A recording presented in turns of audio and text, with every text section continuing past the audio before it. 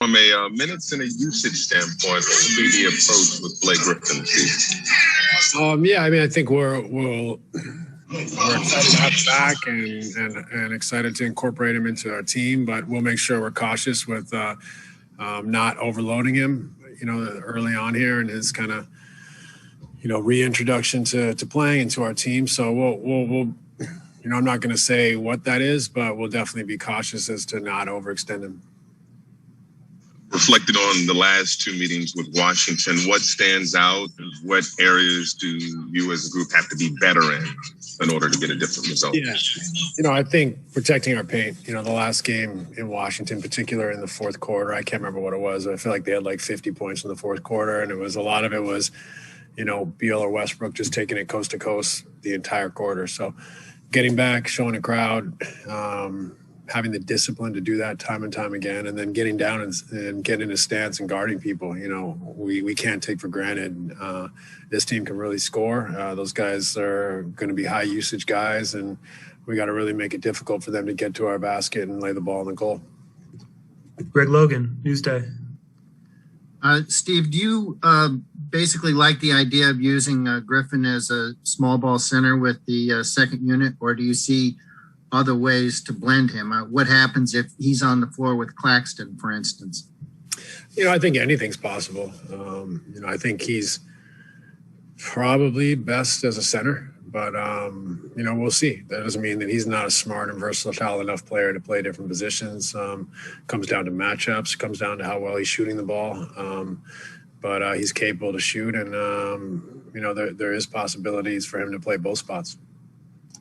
Malika Andrews, ESPN. Hey, Steve, two for you. First, for Blake, is it something where you see his role for now as coming off of the bench, or is jockeying for a starting spot something that is still an option?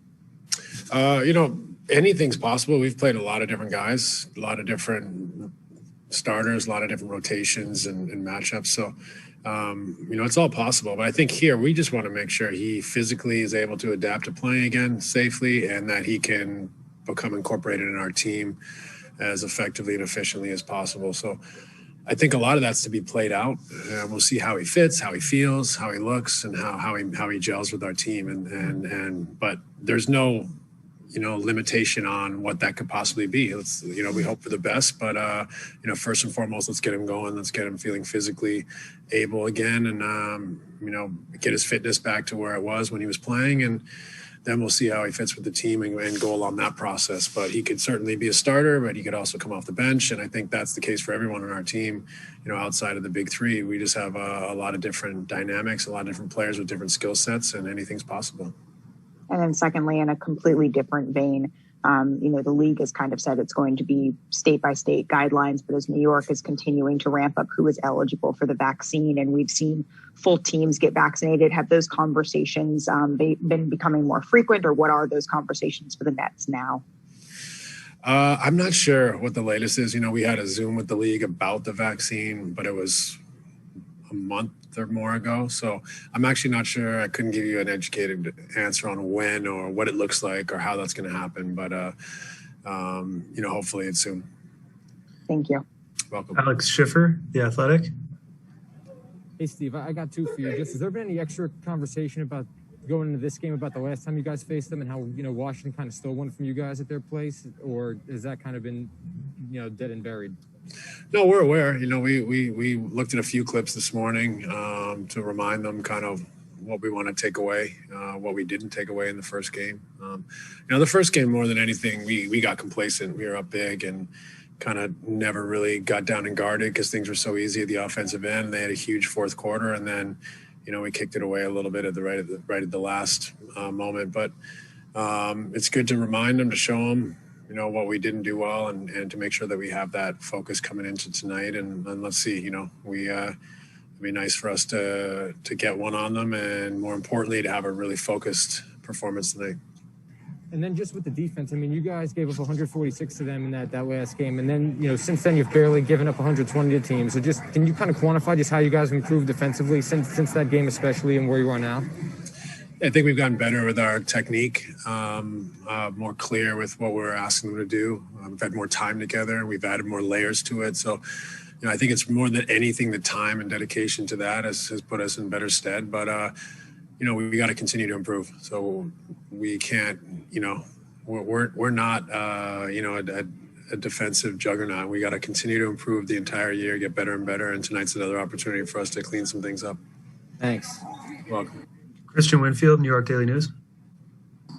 Hey, Coach, how's it going? I've also got two for you. First, I feel like we all know what Blake has been capable of doing offensively over the course of his career, but defensively, can you talk about how you want to incorporate him into what you guys are doing? And if you are trying to improve, was he somebody that you maybe felt was someone who needed to improve defensively over the course of his career? And is that something that you guys have been working on during his ramp up? Well, it's really hard to work at that type of stuff in the ramp up because there's so few bodies. We don't practice. Really, we don't have time. We had double testing for 8 days coming out of the break, which really limited our opportunity to practice. So, we really, have had him just trying to get physically able to get back out there safely. He's not been injured, but when you take 3, 4, 5 weeks off, it's important that you have the appropriate preparation. So, defensively, it's something that he's got to add to our team, and hopefully through his experience, rebounding, he's going to have an impact down there. But we got to give him time to get his legs back under him and to understand how we play and what we're doing. And it's one thing to sit over there and watch, but it's another thing to be out there trying to make decisions on the fly. So we'll have some patience with him, but we obviously, everyone's got to be able to give us something defensively. And then second, I believe you guys have a roster spot you have to fill pretty soon. I'm just curious, there's still no timeline on Spencer's return. So do you think it might be fair to say this team could stand to add some depth at the point guard? I don't know. That's a front office question as far as adding to the roster right now. But, I think there's, you can always add depth at every position, just a matter of who that is. And is that person actually adding depth, or are they just another body? So that would be the nuance, I think, to that question. So I couldn't answer that one, but we'll see. We got enough guys that can handle the ball, so I'm not concerned about point guard, so to speak. But like I said, you never turn down the opportunity to get a terrific player in one of those positions. Last question, Brian Lewis, New York Post. Hey, Steve, circling back to Blake, you had mentioned, obviously, that you guys were working on, quote, certain deficiencies in the need to get him to the point where he can play. I'm curious, is it something that you just wanted to get him to the point where he could comfortably go out there and compete, or are there going to be things that are going to be ongoing that you expect that are going to need management throughout the rest of the season? Well, I think, to be honest, I think that's fair of any player in his 30s. You play this many games for that many years, you have maintenance that you have to do every single day to prepare to play, to prevent injury, to speed up the recovery cycle. So this isn't any different than any other guys. It's more, they all have their protocols. It's just more that he'd had 3 or 4 weeks off. So we could address some of those physical deficiencies to try to relieve some pressure on the knee. But also to get him moving better and to get his fitness up to playing again. So in a nutshell, that's what I was speaking of, is just putting him in the best position to physically adapt to the demands of playing again. And deficiencies are just, our performance team, making sure he's strengthened in certain areas and is able to get his fitness levels to the appropriate place so that he'll play safely. Thanks, Coach. Appreciate it. Okay, thanks, everybody. Steve. Thank you.